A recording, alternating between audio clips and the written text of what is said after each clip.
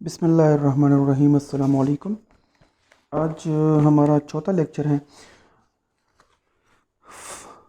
Third lecture में हमने journal बनाना सीखा था कि जर्नल बनाते कैसे, उसका फॉर्मेट डिस्कस किया था और एक क्वेश्चन जो है 4.1 उसको सॉल्व किया था।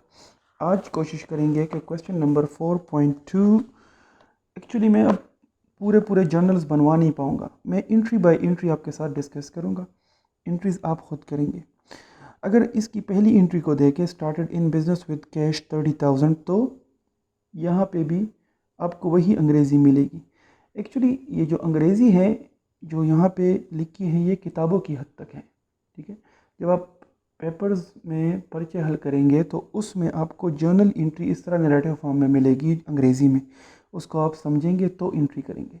लेकिन जो लोग प्रैक्टिकली बिज़नेस में एज एन अकाउंटेंट जॉब कर रहे हैं तो वहाँ पे आपको इन अंग्रेज़ियों की ज़रूरत नहीं होगी। मिसाल के तौर पर आप KPK में काम कर रहे हैं तो वहाँ पे आप अमूमन जो ऑनर्स है वो पख्तून्स हैं, तो वो पश्तो में आपको बता देंगे कि मैं 30,000 रुपीज़ लेके आया हूँ, ये कारोबार में डाल दो, मैं अपने घर से लाया हूँ। तो फिर आपने इस तरह की एंट्री करनी है। पंजाब में करेंगे तो उर्दू या पंजाबी में, इस तरह। अगर दूसरी कंट्रीज़ में जाएंगे तो फिर अंग्रेज़ी की बात आएगी। हो सकता है मिडिल ईस्ट में आपका ऑनर जो है वो अरबिक में आपको समझाए। तो ये जो अंग्रेज़ी के अल्फाज हैं, मैं पेपर की हद तक आप इसका तर्जुमा करवा के आपको समझाऊंगा, ठीक है। क्योंकि मैं अंग्रेज़ी का उस्ताद तो हूँ नहीं, मैं तो अकाउंटिंग का उस्ताद हूँ। मैंने एक्चुअली आपको अकाउंटिंग सिखानी है, लेकिन अंग्रेज़ी का तर्जुमा मैं करा के दूंगा। Started in business with cash 30,000। पिछले सवाल में 31,000 रुपये लाया था मालिक बैंक में और 4,000 कैश में। लेकिन इस सवाल में क्या होगा, मालिक घर से 30,000 रुपये लेके आए कारोबार के लिए, तो कारोबार में कैश इंक्रीज़ होगा। कैश हमारा एसेट है, वो जब भी इंक्रीज़ होता है तो डेबिट होता है। दूसरी तरफ मालिक का कैपिटल इंक्रीज़ होगा, तो कैपिटल जब भी इंक्रीज़ होता है तो क्रेडिट होता है। सेम एंट्री है वह उस क्वेश्चन की तरह, कैश डेबिट और कैपिटल क्रेडिट। इसके बाद bought goods on time from T Lamp 700। भाई परचेज़ की है क्रेडिट पे ऑन टाइम, तो परचेज़ डेबिट और टी लैम्प 700 से credit. Paid rent by cash, rent expense debit और cash account credit. Paid 25,000 of the cash of the business into a business bank account. हाँ, paid 25,000 of cash of business. भाई कारोबार का जो cash है जो दराज में पड़ा है वो उठाया है 25,000 रुपये उससे और जाके कारोबार के बैंक में डाल दिए हैं। तो इस केस में बैंक हमारा बढ़ जाएगा उसका बैलेंस, तो बैंक क्या है, हमारा एसेट है, तो वो डेबिट हो जाएगा। दूसरी तरफ हमारे टिल में जो कैश है वो कम हो जाएगा, तो जब एसेट कम होता है तो वो क्रेडिट, तो बैंक डेबिट हो जाएगा इस एंट्री में और कैश अकाउंट क्रेडिट हो जाएगा, ठीक है, क्योंकि बैंक बढ़ गया है और कैश हमारा कम हो गया। इसके बाद सोल्ड गुड्स ऑन टाइम। जिस तरह यहाँ पे क्रेडिट सेल की एंट्री थी, ये भी क्रेडिट सेल की एंट्री है 5 तारीख की, तो इस केस में हम आर स्टिल, ये हमारा अकाउंट रिसीवेबल डेबिट हो जाएगा और सेल हमारा क्रेडिट। बॉट स्टेशनरी, ये वही एंट्री है जो यहाँ पे की थी। कैश सेल्स की एंट्री हम ऑलरेडी कर चुके हैं यहाँ पे। Goods return by us to T lamp. हाँ, टी लैम्प से हमने गुड्स ख़रीदे थे जिसमें कुछ हमें पसंद नहीं आए, तो हमने एंट्री रिवर्स की। जब भी परचेज़ की एंट्री रिवर्स करते हैं तो उसी एंट्री को रिवर्स कर दें। अकाउंट पेबल मेरा डेबिट हो जाएगा और परचेज़ को क्रेडिट करूँगा, लेकिन परचेज़ नहीं, परचेज़ के साथ लफ्ज़ ऐड कर दूँगा, परचेज़ रिटर्न, ठीक है। तो अकाउंट पेबल डेबिट हो जाएगा और परचेज़ रिटर्न क्रेडिट। अच्छा, ये सोल्ड गुड्स ऑन टाइम, ये भी नॉर्मल हमारी पुरानी एंट्रियों की तरह है। Paid for repair to the, हाँ अगर नई एंट्री आएगी तो मैं समझाऊँगा। देखिए, paid for repair to the building, building हमारा बना है, उसमें थोड़ी बहुत मरम्मत की है, उसका रिपेयर किया है, तो उसका ख़र्चा आया है 156 रुपये जो कैश से पेमेंट की है। तो इसमें रिपेयर एक्सपेंस को डेबिट कर देंगे, क्योंकि वो मेरा ख़र्चा है ना, एक्सपेंस जब भी बढ़ता है तो डेबिट होता है, तो रिपेयर एक्सपेंस को डेबिट कर देंगे। और दूसरी तरफ मेरा एसेट कम हुआ तो कैश को कम कर देंगे, ठीक है। तो रिपेयर एक्सपेंस डेबिट और कैश क्रेडिट। अच्छा जी, R still return goods towards, ये सेल्स रिटर्न की एंट्री है। ये जिस तरह सेल्स की रिटर्न की वहाँ पे एंट्री की थी उसको भी करेंगे। इस केस में क्या होगा, देखिए जब हमने सेल की थी आर स्टिल को, तो अकाउंट रिसीवेबल डेबिट और सेल क्रेडिट किया था ना, ये कौन सी तारीख को, 5 तारीख को। तो अब उसने कुछ गुड्स हमें वापस किए हैं, तो हम are still return goods to us, तो इस केस में हम अकाउंट रिसीवेबल को क्रेडिट कर देंगे और सेल्स को डेबिट नहीं करेंगे, बल्कि सेल्स रिटर्न, जिस तरह परचेज़ के अगेंस्ट परचेज़ रिटर्न अलग से आ रहा है, तो इस तरह सेल के अगेंस्ट भी सेल्स रिटर्न अलग से आएगा।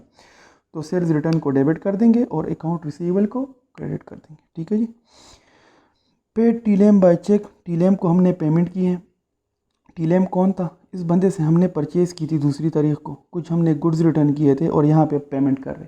तो जब भी पेमेंट करेंगे तो हमारा जो अकाउंट पेबल है उस वो कम हो जाएगा ना, कर्ज़ हम पे था, अब जब पेमेंट की है तो कर्ज़ कम हो जाएगा।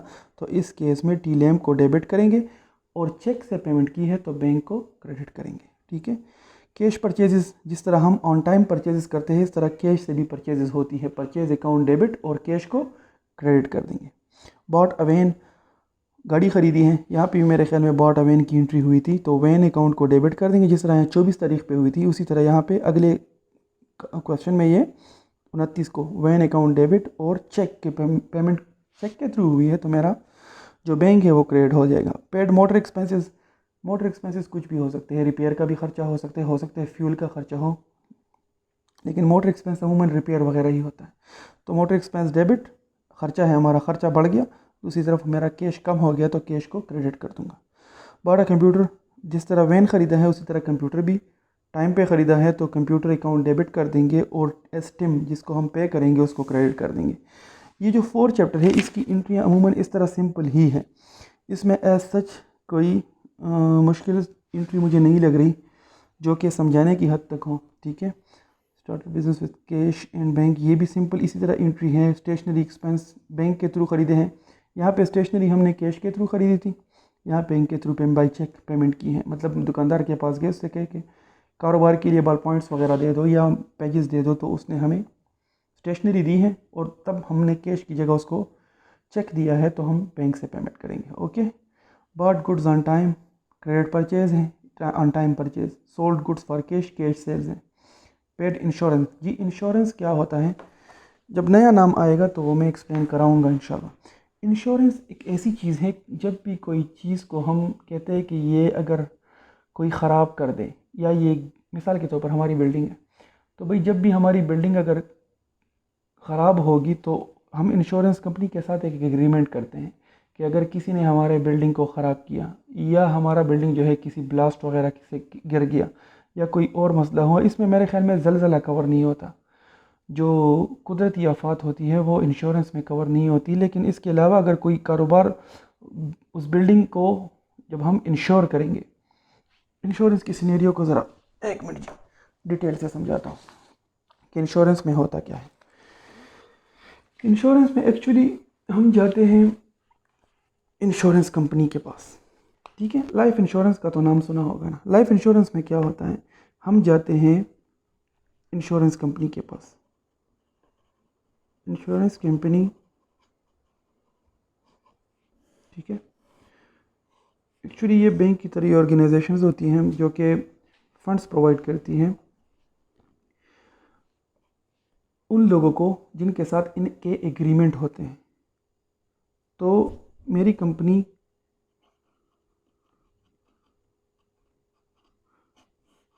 ठीक है, लाइफ इंश्योरेंस का समझाता हूँ। उसमें आम बंदे जो हम हमारी तरह जो लोग हैं जो कारोबारी नहीं होते वो जाते हैं इंश्योरेंस कंपनी के पास कि भाई खुदा ना ख्वास्ता अगर मुझे कुछ हो जाए, मैं मर जाऊँ, तो आप मेरी डेथ के वक्त मेरे बच्चों को और मेरी बीवी को कुछ पैसे देंगे। इंश्योरेंस कंपनी आपके साथ एग्रीमेंट करती है कि आपने आने वाले 20 साल तक मुझे हर साल तकरीबन लेट से 500 रुपये देने हैं या 5000 रुपये देने हैं, और अगर खुदा ना ख्वास्ता इस 20 साल के दरमियान आप मर गए तो मैं आपकी बेवा को और आपके बच्चों को 1 लाख रुपये दूंगा।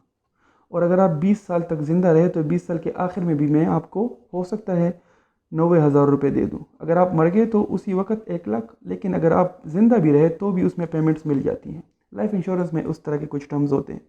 कंपनीज़ के केस में क्या होता है, हमारी बिल्डिंग है, क्या क्या चीज़ें हम इंश्योर करते हैं, हमारी बिल्डिंग को, गाड़ियों को, मशीनरी को, ये स्टॉक जो होता है जिसमें हमारा, जिसको हम इन्वेंट्री भी कहते हैं, और परचेज़ में जो हम कैटेगराइज करते हैं, उसमें हम क्या करते हैं, इस चीज़ों को हम इंश्योर करते हैं। हम जाते हैं बैंक कंपनी के साथ एग्रीमेंट करते हैं, उनसे हम उनको कहते हैं कि भाई ये जो मेरा बिल्डिंग है ये 1 करोड़ का है। ठीक है। मैं वो कहेंगे आपसे कि आप एक काम करें, आप मंथली या ईयरली हमें कुछ पैसे दें। मिसाल के तौर पर 1 लाख रुपए आप हमें साल के दें, ठीक है। और आने वाले 20 सालों में अगर आपका बिल्डिंग गिर गया या किसी ने गिरा दिया ज़लज़ले वगैरह के अलावा, तो हम आपके लिए ये बिल्डिंग के 1 करोड़ पूरे तो नहीं देंगे, इसका 90% आपको देंगे। इस तरह के टर्म्स में लोग करते हैं एग्रीमेंट्स इंश्योरेंस कंपनीज़ के साथ। तो ये जो ईयरली आप हर साल 1 लाख देंगे, ये आपके लिए क्या है? एक्सपेंस, आपके लिए ये ख़र्चा है। लेकिन ये इससे आपकी थोड़ी तसल्ली हो जाती है कि अगर खुदा ना ख्वास्ता मेरा बिल्डिंग गिर गया या किसी ने ज़बरदस्ती गिरवा दिया तो इंश्योरेंस कंपनी मुझे कंपनसेट करेगी। कंपनसेट मतलब मेरा नुकसान पूरा कर देगी उस एग्रीमेंट की हद तक। ज़रूरी नहीं है कि आपका बिल्डिंग गिरे, लेकिन ये जो आप 1 लाख रुपए दे रहे हैं, ये आपके लिए क्या है? ख़र्चा है, एक्सपेंस है। इसको कहते हैं इंश्योरेंस एक्सपेंस। तो जब भी इंश्योरेंस आएगी तो वो एक्चुअली आपका क्या होगा? आपका ख़र्चा होगा। जैसे इस सवाल में इस बंदे ने कहा पेड इंश्योरेंस बाय कैश, ये नहीं बताया किस चीज़ का है भाई, बस इंश्योरेंस पेमेंट की है तो ये ख़र्चा ही है। अगर सवाल में कुछ और ना बताया हो तो इंश्योरेंस हमारे लिए क्या है? एक्सपेंस। तो यहाँ पे इंश्योरेंस या इंश्योरेंस एक्सपेंस को डेबिट करेंगे और कैश को क्रेडिट करेंगे क्योंकि हमने कैश पेमेंट किए हैं। बॉट कंप्यूटर, पुरानी एंट्री। पेड इलेक्ट्रिसिटी बिल, हाँ जी, इलेक्ट्रिसिटी क्या है? हमारा ख़र्चा है, तो इलेक्ट्रिसिटी एक्सपेंस डेबिट। और चेक के थ्रू पेमेंट हुई है तो मेरा बैंक क्रेडिट इस एंट्री में 8 नंबर में। सोल्ड गुड्स ऑन टाइम, ये पुरानी। Return goods, paid wages, paid rent, received cheques from this. जब भी ये सी बिगिन में हो सकता है हमारा कस्टमर हो, जब भी किसी से पैसे आएंगे तो हमारा चेक के थ्रू आया है तो बैंक डेबिट होगा और सी बिगिन्स क्रेडिट होगा, ठीक है। Paid J hot by cheque, spot stationery, sold goods on time, ये सारी पुरानी एंट्रीज है जो ऑलरेडी हम कर चुके हैं और डिस्कस कर चुके हैं। अगर कोई नई एंट्री मिलेगी या कोई नया नाम मिलेगा, जिस तरह इंश्योरेंस मिला तो मैंने एक्सप्लेन किया, ठीक है। Started business with this goods and time purchase, एक दिन में 2 बंदों से परचेज़ किया है तो ये 2 तारीख को 3 एंट्रियाँ होगी। जे बिग से अलग परचेज़ किए हैं, डी मार्टिन से अलग किए हैं और पी लॉट से। मिसाल के तौर पर ये 4.4 ए की दूसरी नंबर एंट्री करवाता हूँ। देखिए, ये एक्चुअली 2 तारीख को इन्होंने 3 बंदों से परचेज़ किया है। कारोबार में तो एक दिन में हज़ारों बंदों से ही परचेज़ कर सकते हैं, बड़े कारोबारों में तो एंट्रियाँ रूटीन में हज़ारों की तादाद में चलती हैं, ठीक है जी। तो 2 तारीख को क्या हुआ है? बॉट गुड्स ऑन टाइम, जे बिग्स 830 रुपये के, डी मार्टिन से 410 रुपये के और पीलॉट से कितने रुपए के? 590 के। तो इस 2 तारीख को जर्नल में 3 एंट्रियाँ होगी। पहले परचेज डेबिट 830 और क्रेडिट हो गया जे बिग्स 830। ये डेबिट साइड होगी, ये क्रेडिट, ठीक है, एक एंट्री। दूसरी एंट्री होगी परचेज डेबिट 610 की और डी मार्टिन, वही परचेज़ की एंट्री है जो हम ऑलरेडी करते होते हैं। दूसरी और तीसरी एंट्री करेंगे परचेज डेबिट 590 के और पी लॉट क्रेडिट 590, ठीक है। इन तीनों एंट्रियों की जगह एक एंट्री भी कर सकते हैं, ये तीनों अलग अलग भी कर दे तो भी ठीक है। इस केस में इस तरह भी एंट्री हो सकती है कि परचेज़ हम डेबिट करें तीन फिगर्स से, मतलब हमारा जो ये 830 है, प्लस 610 प्लस 590 2030। एक्चुअली ये तीनों परचेज़ हो रहे हैं तो सारे परचेज़ अकाउंट में जा रहे हैं। इन तीनों को मिला के एक एंट्री भी कर सकते हैं, लेकिन ये अगर आप ना भी करें 3 एंट्रियों की एक जगह एक एंट्री, इसमें जी बिग को अलग कर दें, डी मार्टिन को अलग और पी लॉट को अलग। इसको करेंगे 830 से क्रेडिट, 610 और 590। लेकिन ये एंट्रियाँ आपके इनिशियल लेवल पे आप इस तरह की मर्ज एंट्रियाँ ना करें, कंपाउंड एंट्रीज इनको कहते हैं, ये मत करें। आप क्या करें? अलग अलग करें। ये जो हमने सीखे हैं ये वाले अच्छे, ठीक है।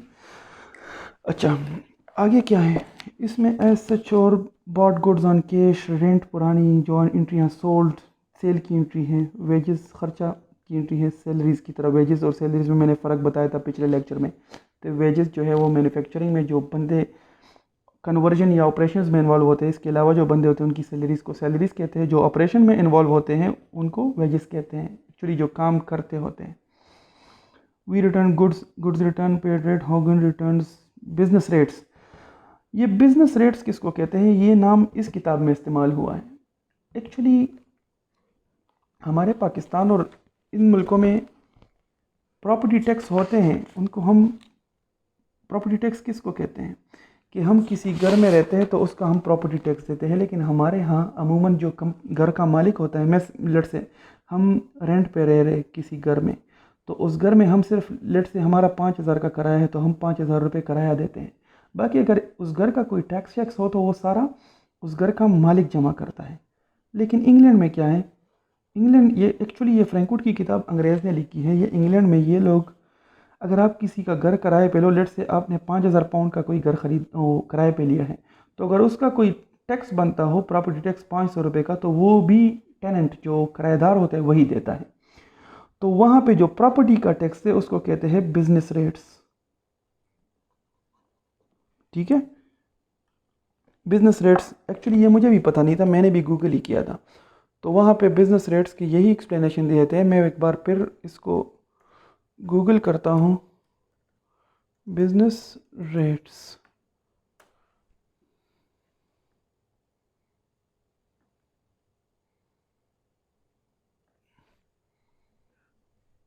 इज बिजनेस रेट,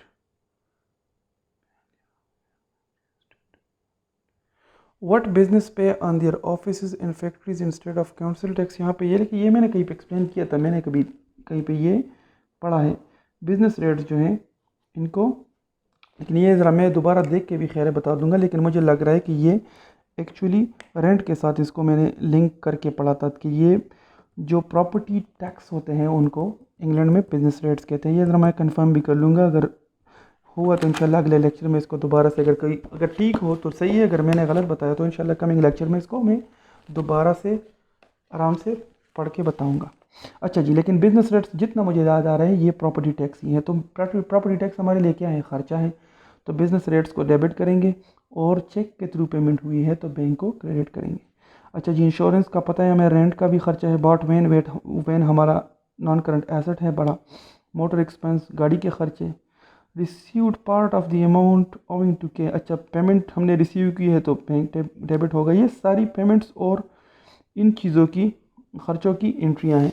ये एक्सपेंसेस की एंट्री भी ऑलरेडी हम कर चुके हैं और इनकम की भी। फर्दर ज़रा देखते हैं, अगर कोई नई एंट्री या कोई नया नाम मिल जाए तो उसको हम एक्सप्लेन कर दें। चैप्टर नंबर 6 जो है एक्चुअली ये इसमें कुछ सवाल हैं जो कि अगर इसके 6.3 नंबर क्वेश्चन को हम देखें तो इसमें started in business with 15,000, bank मालिक घर से पैसे लेके आया है, बैंक को डेबिट करेंगे और कैपिटल को क्रेडिट करेंगे। Bot goods on time, purchases किए हैं टाइम पे, तो यहाँ पे परचेज डेबिट और J Small credit, purchase debit F Brown credit, इस तरह की एंट्री होगी। यहाँ पे कैश सेल हुआ है तो भाई कैश हमारे पास आया तो कैश हमारा डेबिट हो जाएगा और सेल हमारा क्रेडिट हो जाएगा। ठीक है, पेड रेंट एक्सपेंस है, रेंट एक्सपेंस डेबिट, और चेक के थ्रू पेमेंट हुई है तो bank credit. Business rates by cheques, वही बिजनेस रेट्स जो प्रॉपर्टी के साथ मैंने लिंक किए थे, एक्चुअली प्रॉपर्टी टैक्स जो इंग्लैंड में लगता है। अच्छा जी, इसमें कोई नई एंट्री मुझे मिले कि आपके साथ डिस्कस करूं। You paid the following cheques another when received loan. हाँ जी, लोन देखें, received a loan of ₹750 cash from B Bennett. Bennett ने हमें लोन दिया है तो भाई पैसे आ गए ना जब भी, और 750 कैश में दिए हैं उसने, तो कैश मेरा डेबिट हो जाएगा 750 रुपये से, और B Bennett, loan from B Bennett credit हो जाएगा। अकाउंट का नाम क्या लिखूंगा, loan from B Bennett. Proprietor bring a further, अच्छा जी प्रोपराइटर मालिक को कहते हैं, मैंने डिस्कस किया था, तो उसने फर्दर पैसे लेके आ गया है तो हमारा जो क्या है कैपिटल उसका ज़्यादा हो जाएगा। Into business by a payment into the business bank account. देखिए इस 30 नंबर एंट्री को गौर से देखें। Proprietor bring a further 900 into the bank, proprietor 900 रुपये मज़ीद लेके आया है और वो उसने क्या किया है कंपनी के बैंक अकाउंट में डाल दिया, तो मेरा बैंक अकाउंट बैलेंस कारोबार का बढ़ जाएगा ना, तो बैंक डेबिट, और प्रोपराइटर मालिक लेके आया है तो कैपिटल क्रेडिट। ठीक है, इन चैप्टर्स में मुझे एज सच इसके अलावा कोई नई एंट्री नज़र नहीं आ रही। डिस्काउंट का एक लफ्ज़ है, वो इंशाल्लाह कैशबुक के साथ पढ़ेंगे, उसको यहाँ पे डिस्कस नहीं करते। डिस्काउंट्स किसको कहते हैं, किस तरह के डिस्काउंट्स होते हैं, वो इंशाल्लाह आगे डिस्कस करेंगे। आज जो मिसाल लेक्चर 3 में हमने जर्नल पढ़ा था, जर्नल बनाया था, उसका फॉर्मेट बनाया था। अब आज उसकी जो फर्दर कुछ क्वेश्चन थे, कुछ एंट्रीज हमने डिस्कस की। वैसे जब भी कोई नया नाम आएगा आगे चैप्टर्स के क्वेश्चन में, वो मैं साथ साथ एक्सप्लेन किया करूँगा, ठीक है। और इंशाल्लाह मैं डिस्कस किया करूँगा। आज जो जर्नल एंट्रीज़ के फर्दर क्वेश्चन है उसको हमने क्या किया, डिस्कस किया। मैं देखता हूँ अगर मुझे जर्नल एंट्रीज़ में कोई ऐसा अच्छा सा कोई दूसरा सवाल मिले जिसमें मुझे लगता हो कि कोई नया लफ्ज़ या कोई नया टर्म इस्तेमाल हुआ है, तो वो मैं डिस्कस कर दूँ, ठीक है जी।